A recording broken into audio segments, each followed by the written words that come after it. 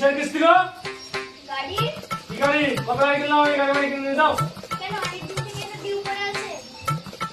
আরে এই পাশে আর কিস্তি নেবে বাবা তো আবার থেকে এটা বলতে কি আর হয়? আর কিস্তি আছে আমার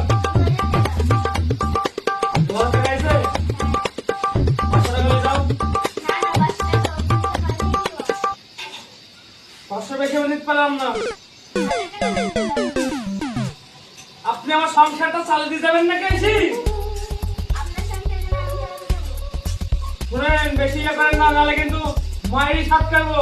মহিলা বলে কিছু বলছি না, তাই 500 টাকা নিলাম। হাত তুলবেন যান 500 টাকা হবে না 500 টাকা দাম নেবেন না দাম। আপনি 1000 টাকাই দিবেন এরে মেয়েটা কি বলছে গো?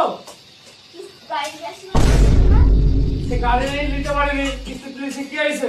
যাও তো, তাহলে যাও, দিতে যাও। হবে, আপনি 1000 টাকা নিয়ে যাও, দিয়েছেন। যাও হাঁটো।